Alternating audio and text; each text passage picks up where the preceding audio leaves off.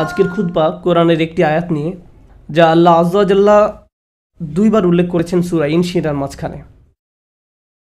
একে সূরা শারহ বলা হয়।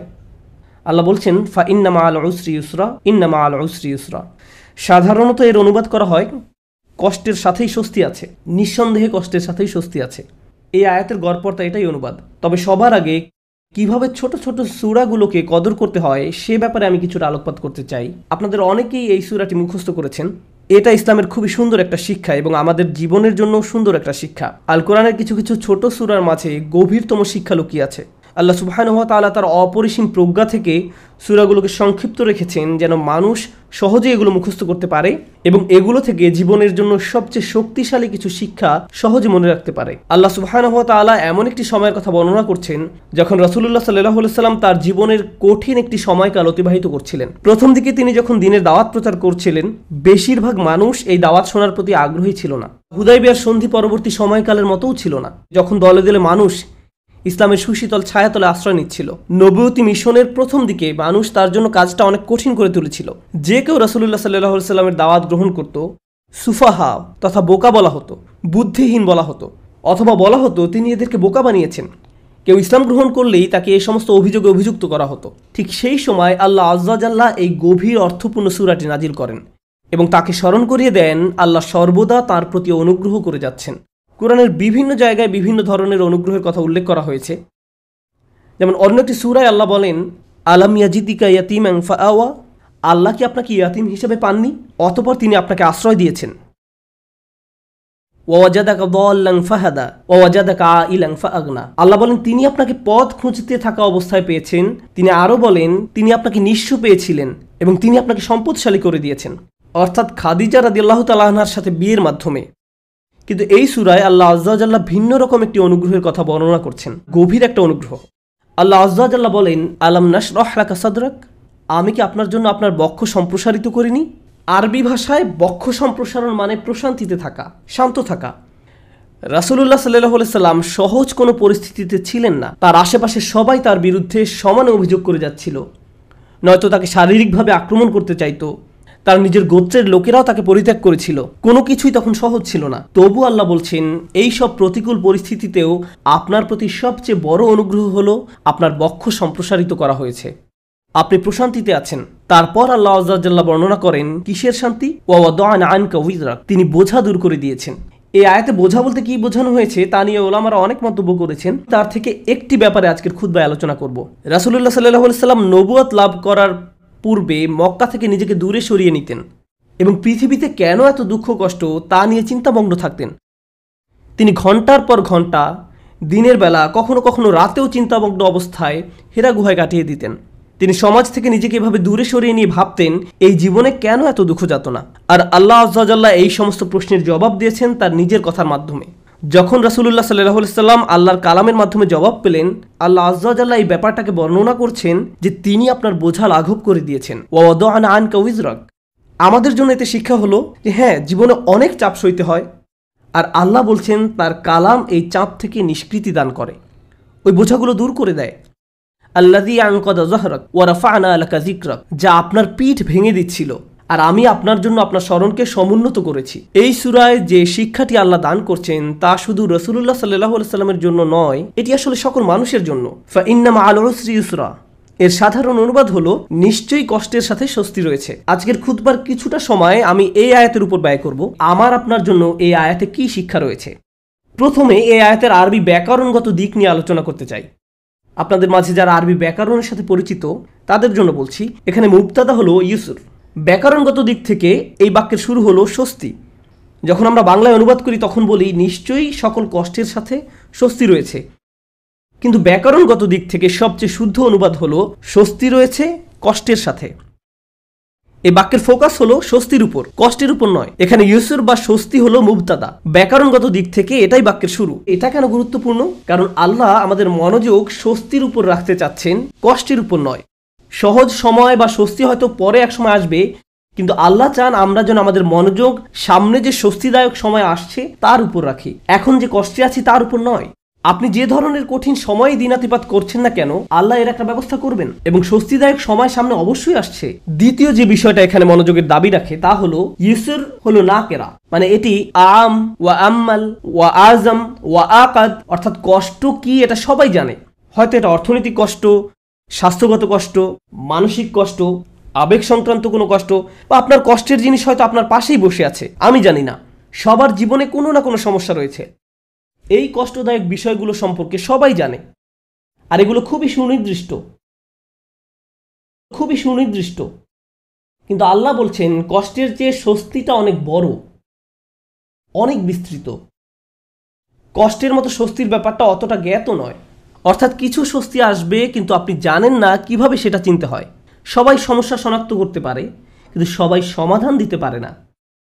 আল্লাহ যখন আপনাকে স্বস্তি দিবেন, আপনি হয়তো এটাকে স্বস্তি মনে নাও করতে পারেন।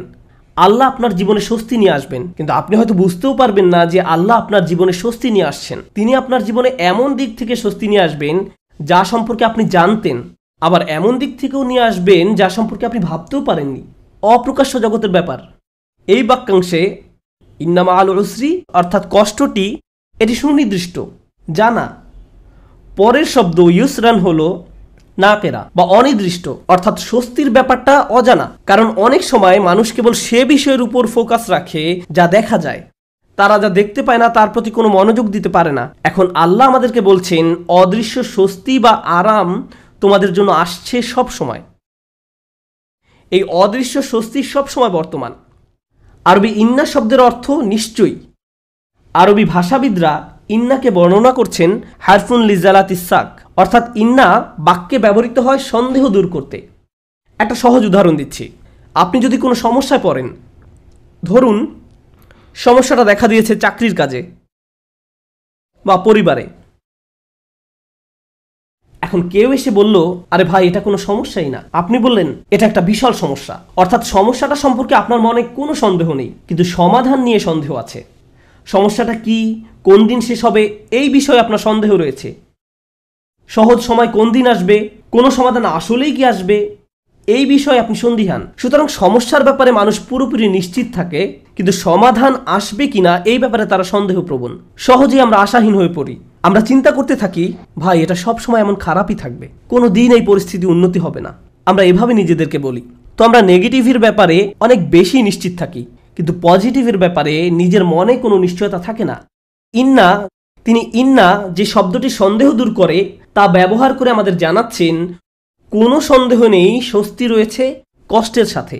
স্বস্তির সাথে ব্যবহার করলেন, তিনি স্বস্তির উপর জোর দিলেন। যেন একজন মুমিন যখন এই আয়াত তেলাওয়াত করবে, সে মনে করবে আমার কষ্টের ব্যাপারে সন্দেহ থাকতে পারে, আমি সমস্যাটাকে যত বড় মনে করছি এটা আসলে ততটা বড় সমস্যা নয়, কিন্তু আল্লাহ যে স্বাচ্ছন্দ্য নিয়ে আসছেন সেটা অনেক বড় এবং নিঃসন্দেহে তা আসছে। এটা আমাদেরকে মন্দের ব্যাপারে সন্দেহপ্রবণ করে তোলে। মাঝে মাঝে কোনো কিছু হয়তো অনেক খারাপ মনে হতে পারে আমাদের মাথায়, আমাদের চিন্তায়, আমাদের অনুভূতিতে, কিন্তু বাস্তবে তা এত খারাপ নয়। কিছু মানুষ কোনো একটা সমস্যাকে তার চিন্তায় বড় থেকে বড়, আরও বড় করে তোলে, শেষে সেটা নিয়ন্ত্রণ হারিয়ে ফেলে। মাঝে মাঝে আশেপাশের মানুষের সাথে যদি সমস্যাটা নিয়ে কথা বলেন, তারা এটাকে ছোট করে দেখার পরিবর্তে আরও বড় করে তোলে। তখন সমস্যাটাকে তার আসল অবস্থার চেয়েও অনেক বিশাল মনে হয়। আর যে স্বস্তি আল্লাহ নিয়ে আসছেন তা আপনার সামনেই বর্তমান, কিন্তু আপনি তা দেখছেন না, কারণ সমস্যাটাকে আপনি কাল্পনিক দৃষ্টিতে অনেক বড় করে দেখছেন। তাই আল্লাহ আযজা ওয়া জাল্লা বলছেন স্বস্তি আসার ব্যাপারে নিশ্চিত থাকো, এই ব্যাপারে মনে কোনো সন্দেহ পোষণ করো না। এই আয়াতের শেষ যে শিক্ষাটি আমি আপনাদের সাথে শেয়ার করতে চাই, সূরাটি শেষ করার পূর্বে এবং শেষ অংশটি কিভাবে এই অংশের সাথে সম্পর্কযুক্ত তা আলোচনা করার পূর্বে, সেটা হলো আল্লাহ বলেননি কষ্টের পর স্বস্তি আছে। তিনি পর শব্দটি ব্যবহার করেননি, তিনি ব্যবহার করেছেন সাথে শব্দটি, ইন্না মাআল উসরি ইউসরা। তিনি ইন্না বা'দাল উসরি ইউসরা বলেননি। সাথে এবং পরে এই দুইটা শব্দের মাঝে বিশাল পার্থক্য আছে। এখানে বড় পার্থক্য রয়েছে কষ্টের সাথে স্বস্তি আছে এবং কষ্টের পরে স্বস্তি রয়েছে, এই দুই কথার মাঝে বড় একটা ফারাক আছে। দুটি পার্থক্য আপনাদের সাথে শেয়ার করতে চাই। একটি পার্থক্য হলো হয়তো আপনি যখন একটি সমস্যার মধ্য দিয়ে দিন পার করছেন, সেই সমস্যাটির সাথে কিছু স্বস্তির বিষয় আপনার জীবনে এসেছে যা আপনি উপলব্ধিও করতে পারেননি। বর্তমান সমস্যাটি যতটা কঠিন মনে হোক না কেন, বিকল্প হয়তো আরো অনেক বেশি কঠিন হতো। হয়তো একটি দরজা বন্ধ হওয়ার কারণে আরো 5টি দরজা খুলে গিয়েছে। আপনি হয়তো ব্যাপারটি দেখতে পাননি, কিন্তু আল্লাহ আজ্জা জাল্লার ডিজাইনে একটি সমস্যা হয়তো 20টি সমাধানের পথ উন্মুক্ত করে দেয়, আরো অগণিত সমাধানের পথ খুলে দেয়। এজন্য ওই স্বস্তিদায়ক বিষয়গুলো আসার জন্য এই সমস্যাটি ঘটার দরকার ছিল। এটি আল্লাহর বিজ্ঞ ডিজাইনের অংশ। আমরা হয়তো তা শনাক্ত করতে পারি না। অন্য কথায়, হ্যাঁ, আমার মন বলছে আমি সমস্যার মধ্যে দিয়ে যাচ্ছি, কিন্তু এই সমস্যার মধ্য দিয়ে আল্লাহ আমার জীবনে স্বস্তি নিয়ে আসছেন নিশ্চিতভাবেই। শুধু আমাকে সেটা খুঁজে পেতে হবে। সমস্যা আমি দেখতে পাচ্ছি, কিন্তু সমাধান কোথায় সেটা আমাকে খুঁজে বের করতে হবে। জীবনে আমরা যত ভয়ানক অভিজ্ঞতার মধ্য দিয়ে যাই, তখন আমরা এভাবে প্রশ্ন করি যে আমাকে কেন এই বিপদে ফেলা হলো, কেন আমার সাথে এমন হচ্ছে, আমি কি এমন অন্যায় করেছি, এর থেকে ভালো কি আসবে। আপনাদেরকে বলছি, ওই অভিজ্ঞতাগুলোর প্রত্যেকটাই কোনো না কোনো সহজতা, স্বস্তি বা ভালো সাথে করে নিয়ে আসে যা আমরা দেখতে পাই না। কিন্তু আল্লাহ বলছেন ওই স্বস্তি সাথেই আছে, তোমাকে এর জন্য অপেক্ষা করতে হবে না। এটা একই সময়ে কষ্টের সাথে সহাবস্থান করে। কষ্টের সঙ্গেই এই স্বস্তির অবস্থান। ইন্না মাআল উসরি ইউসরা। এছাড়াও যখন সাথে শব্দটি ব্যবহার করা হয়, আল্লাহ বলছেন যে স্বস্তিকে কষ্টের সাথে রাখা হয়েছে। স্বস্তিকে কষ্টের সাথে রাখা হয়েছে। যেভাবে তিনি রাতকে দিনের সাথে রেখেছেন, তিনি যেভাবে মেঘমালাকে বৃষ্টির সাথে রেখেছেন, অনেক জিনিস আছে যেগুলো তিনি একত্রে রেখেছেন। এই জীবনে আল্লাহ যা করার সিদ্ধান্ত নিলেন, আমি আর আপনি যদি স্বস্তি পেতে চাই, তিনি ব্যাপারটাকে এমনভাবে ডিজাইন করলেন, কষ্টের মধ্য দিয়ে গেলেই কেবল কষ্টের সাথে স্বস্তি আসবে। এভাবেই তিনি জীবনের সব কিছু ডিজাইন করেছেন। আপনাদের অনেকেই ছাত্র। আপনাকে প্রথমে পড়ালেখার কষ্টের মধ্য দিয়ে যেতে হবে, তারপর আপনি গ্র্যাজুয়েট হওয়ার স্বস্তি লাভ করবেন, পরবর্তী ক্লাসে উত্তীর্ণ হওয়ার স্বস্তি লাভ করবেন। আপনার চাকরির জায়গায় কঠিন পরিশ্রম করতে হবে বোনাসের স্বস্তি লাভ করার পূর্বে, প্রমোশন লাভ করার পূর্বে। কষ্ট ছাড়া এসব ঘটে না। আপনাকে আগে খাদ্যাভ্যাস ঠিক করতে হবে, স্বাস্থ্যকর খাবার খেতে হবে ভালো স্বাস্থ্য লাভ করার পূর্বে। কোনো রোগীকে হয়তো আগে অপারেশনের কষ্টের মধ্যে দিয়ে যেতে হবে সুস্থ হওয়ার আনন্দ উপভোগ করার পূর্বে। এভাবেই আল্লাহ জীবনকে তৈরি করেছেন। আপনাকে কষ্টকর অভিজ্ঞতার ভেতর দিয়ে যেতে হবে যদি স্বস্তি লাভ করতে চান। এটাই আল্লাহ ডিজাইন। ব্যাপারটা এমনই। আপনি এ কথা শোনার পর হয়তো ভাবতে পারেন, আমি তো এখন কঠিন সময় আছি, তার মানে সামনে সহজ সময় আসছে, আর এজন্য আমি এখন বিশ্রাম করব আর সহজ সময় আসার অপেক্ষা করব। না, আল্লাহ আমাদেরকে গভীর একটি বিষয় সম্পর্কে জানাচ্ছেন। আপনাকে কঠিন সময়ে কঠোর পরিশ্রম করে যেতে হবে। বসে বসে এমনটি ভাবলে হবে না যে আল্লাহ তো সহজের প্রতিশ্রুতি দিয়েছেন, তাই আমি তার অপেক্ষায় থাকবো আর বসে বসে কাঁদবো। No. এই জন্য তিনি পরের আয়াতে আমাদের রাসূল সাল্লাল্লাহু আলাইহি সাল্লামকে বলছেন, ফাইদা ফারাগতা ফানসব। শক্তিশালী একটা বাক্য। অতএব যখন আপনি অবসর পান, পরিশ্রম করুন। স্বস্তি এবং কষ্টের সাথে এর সম্পর্ক কি? স্বস্তি এবং কষ্টের সাথে এর সম্পর্ক কি? আল্লাহ চান না আমি আর আপনি যেন অলস হয়ে বসে থাকি। যখন আমরা কোনো কঠিন সময় থাকি, তখন আল্লাহ চান আমরা যেন প্রচুর পরিশ্রম করি। অন্য মানুষদের দেখবেন যখন তারা কোনো কঠিন সময় পতিত হয়, সব কিছু ছেড়ে দিয়ে একেবারে হতাশ হয়ে বসে থাকে।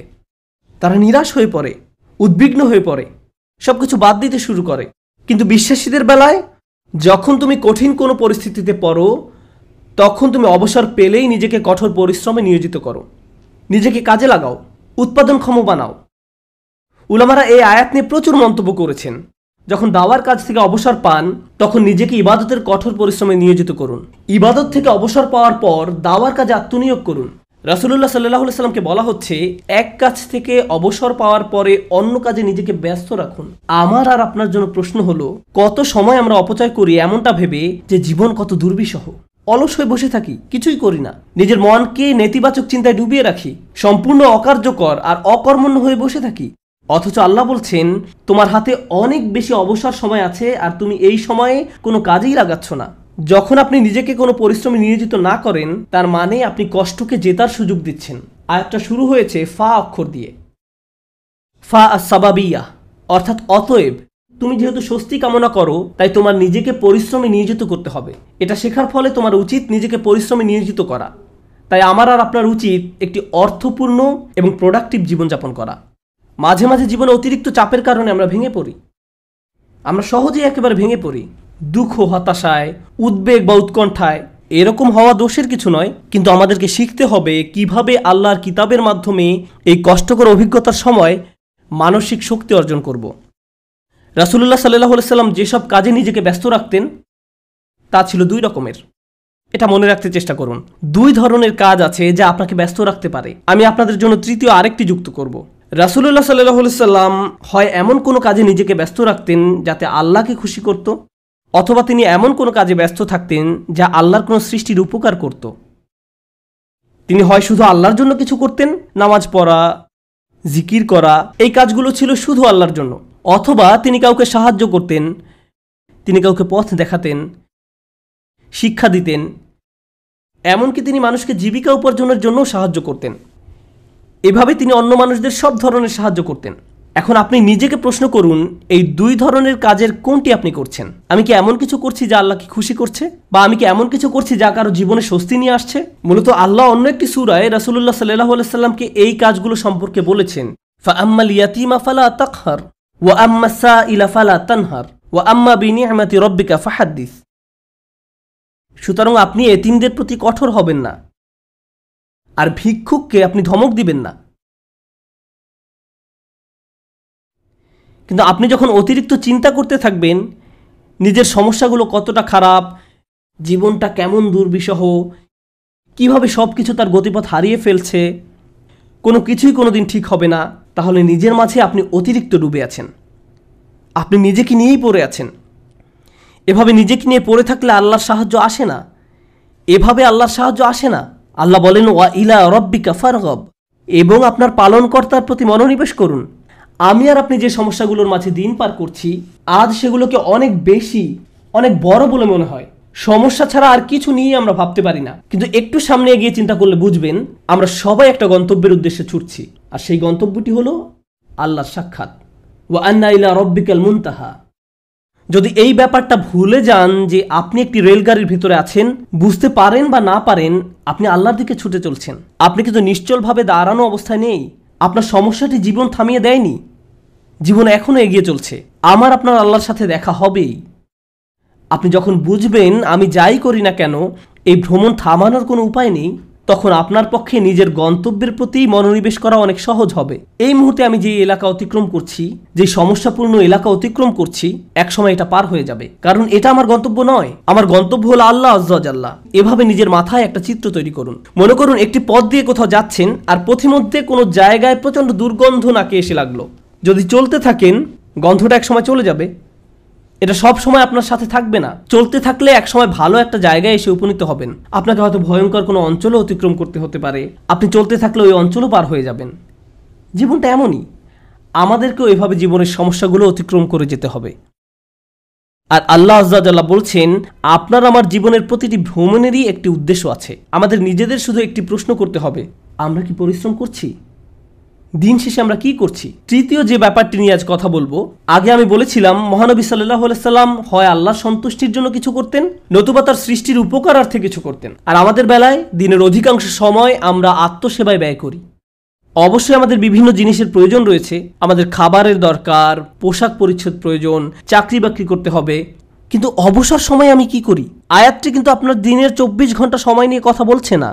আয়াতটি আপনার ফ্রি সময় নিয়ে কথা বলছে। আচ্ছা ঠিক আছে, আপনার এক্ষেত্রে কিছুই করার নেই। আপনাকে ভোর 5টায় ঘুম থেকে উঠতে হয়, 6টার মধ্যে অফিসে পৌঁছতে হয়, এবং সন্ধ্যা 6টা পর্যন্ত অফিস করতে হয়, 7:30 পর্যন্ত ট্রাফিক জ্যামে আটকা থাকতে হয়। ঠিক আছে, কোনো সমস্যা নেই, আপনার কোনো অবসর নেই। কিন্তু যখন অবসর পান তখন কি করে সময় পার করেন? যখন ফ্রি থাকেন সে সময় কি করেন? আল্লাহ আপনার জীবনে সহজ সময় আনবেন কিনা তা নির্ভর করে আপনার অবসর সময় আপনি কি করেন তার উপরে। অবসর সময়ের কর্মকাণ্ড তা নির্ধারণ করবে। আপনি নিজের প্রতি সৎ থেকে আমাদেরকে প্রশ্ন করতে হবে, অবসর পেলে আমরা কি করি? আর আমাদের ছেলে মেয়েদের কিভাবে অবসর কাটাতে শেখাই? যখনই তারা একটু ফ্রি সময় পায় ভিডিও গেম খেলা শুরু করে, যখনই তারা একটু ফ্রি সময় পায় টিভি ছেড়ে দেয়। আমরা উপকারী কিছু করছি না, আমরা প্রোডাক্টিভ কিছু করছি না। একটু সময় পেলে আমরা স্বার্থপর বিনোদনে ব্যস্ত হয়ে পড়ি, স্বার্থপর ভোগবিলাসে যুক্ত হয়ে পড়ি। মাথার মধ্যে শুধু এই চিন্তাগুলো ঘুরপাক খেতে থাকে, দুপুরে কি খাবো, রাতে কি খাবো, কোন সিনেমাটা দেখব, কিছু দেখতে চাও, কিছু খেলতে চাও। দিন রাত সারাক্ষণ শুধু বিনোদন, ভোগবিলাস আর অর্থহীন রঙ্গরসে ডুবে থাকা। আমাদের জীবন এমনই হয়ে গিয়েছে। কিভাবে এটা ফানসাব? এটা ফানসাব নয়। আল্লাহর এই নির্দেশে ফাইজা ফারাগতা ফানসাব। কোনো ব্যক্তি যদি এভাবে আমোদ প্রমোদের মাঝে নিজেকে হারিয়ে ফেলে তখন কি হবে জানেন? এগুলো তার জীবনকে আরো কঠিন করে তুলবে। আমি বলছি না আপনি কোনো কিছু খেলতে পারবেন না বা কোনো ধরনের বিনোদন করতে পারবেন না। আমি জানি এটা গ্রীষ্মের সময়, স্কুল ছুটির কারণে বাচ্চারা এখন খেলাধুলা করতে চায়, এটা ঠিক আছে, কিন্তু তাদেরকে একই সাথে শেখাতে হবে কিভাবে সময়ের উত্তম ব্যবহার করতে হয়। তারা এটা শিখতে পারবে না যদি তারা আপনার কাছ থেকে না শেখে। আমরা যদি অবসর সময় পেলেই অপচয় করা শুরু করি, অর্থহীন কাজে নষ্ট করে ফেলি, উপকারী কোনো কাজে সময় ব্যয় না করি, তাহলে তারাও এই অভ্যাস আমাদের কাছ থেকে আয়ত্ত করবে। আমরা দৃষ্টান্ত রেখে যাচ্ছি, আমরা আমাদের আচার আচরণকে তাদের জন্য অনুকরণীয় হিসেবে উপস্থাপন করছি। আমরা এই আয়াত অনুযায়ী জীবনযাপন করলে তারা প্রশ্ন করবে, কেন তুমি সারাক্ষণ ব্যস্ত থাকো? কেন আমরা সব সময় কাউকে না কাউকে সাহায্য করি? আমরা এতবার মসজিদে কেন যাই? আমরা সারাক্ষণ এটা ওটা শিখছি কেন? আমাদের অবসর কোথায়? ফাইদা ফারাগতা ফানসাব, অর্থাৎ অতএব যখন অবসর পান পরিশ্রম করুন। فإن مع العسر يسرا إن مع العسر يسرا فإذا فرغت فانصب وإلى ربك فارغب। নিশ্চয়ই কষ্টের সাথে স্বস্তি রয়েছে। এই নির্দেশগুলো আল্লাহ আমাদের মহানবী সাল্লাল্লাহু আলাইহি সাল্লামকে প্রদান করেছিলেন। এই বিষয়গুলোর উপর ফোকাস করতে তাকে নির্দেশ দেওয়া হয়েছিল সাল্লাল্লাহু আলাইহি সাল্লাম। আমরা যদি আমাদের জীবনকে উন্নত করতে চাই, আমাদেরকেও এই শিক্ষাগুলো নিজেদের জীবনে বাস্তবায়ন করতে হবে। আমাদের সবারই জীবনে কোনো না কোনো সমস্যা রয়েছে। একটি সমস্যার সবচেয়ে বড় কঠিন দিক কোনটি? সমস্যার বাহ্যিক দিক মোকাবেলা করা সবচেয়ে কঠিন নয়, সবচেয়ে কষ্টকর ব্যাপারটি ঘটে আমাদের হৃদয়ে। সবচেয়ে দুরূহ ব্যাপার হলো সমস্যার সময় আমার অনুভূতি নিয়ন্ত্রণ করা। এটা আমাকে পুরোপুরি অসার, নিস্তেজ বানিয়ে দেয়। এখন সূরাটির দিকে লক্ষ্য করুন। প্রথমে যে স্বস্তি আল্লাহ আমাদের রাসূল সাল্লাল্লাহু আলাইহি সাল্লামকে প্রদান করেন, আলাম নাশরাহ লাকা সাদরাক, হে নবী, আমি কি তোমার বক্ষদেশ প্রসারিত করে দেইনি? আমি তোমাকে প্রশান্তি দান করেছি। এখন মানুষ যখন শুনতে পায় আল্লাহ সুবহানাহু ওয়া তাআলা মহানবী সাল্লাল্লাহু আলাইহি সাল্লামকে মানসিক প্রশান্তি দান করেছেন, একজন মানুষের জন্য সম্ভাব্য সবচেয়ে যাতনাদায়ক সময়েও তিনি মানসিক দিক থেকে প্রশান্তিতে ছিলেন। ফাইদা ফারাগতা ফানসাব ওয়া ইলা রাব্বিকা ফারগাব, অতএব যখন অবসর পান পরিশ্রম করুন এবং আপনার পালনকর্তার প্রতি মনোনিবেশ করুন। আমরা যদি এই কাজটি করতে পারি তাহলে আশেপাশের মানুষ আমাদের সম্পর্কে যাই বলুক না কেন এতে কিছুই যায় আসে না। বাহ্যিক দিক থেকে আমরা যে সংকটেই থাকি না কেন তাতেও কিছু যায় আসে না। আমরা মানসিক দিক থেকে দারুণ প্রশান্তিতে থাকব। অন্য সবাই তো কাঁদবে, নার্ভাস হয়ে থাকবে, কিন্তু আপনি নিজেকে প্রশান্ত পাবেন, কারণ আপনি এই মহাসত্য অনুযায়ী পথ চলেছেন। আমি দোয়া করি আল্লাহ আজ্জা ওয়া জাল্লা যেন আমাদের সবার অন্তরে প্রশান্তি দান করেন। আল্লাহ আজ্জা ওয়া জাল্লা আমাদেরকে ওই সমস্ত মানুষদের অন্তর্ভুক্ত করুন আল্লাহর করুণায় যাদের হৃদয় উন্মুক্ত হয়ে পড়েছে এবং বক্ষ প্রসারিত হয়েছে। আমি দোয়া করি আল্লাহ আমাদের দৃঢ় মনোবলওয়ালা মানুষদের অন্তর্ভুক্ত করুন, যেন আমরা আমাদের সময়ের সর্বোত্তম ব্যবহার করতে পারি এবং এর ফলে আল্লাহ আজ্জা ওয়া জাল্লা আমাদের জীবনের কষ্টের চেয়েও বহুগুণ বড় স্বস্তি নিয়ে আসেন।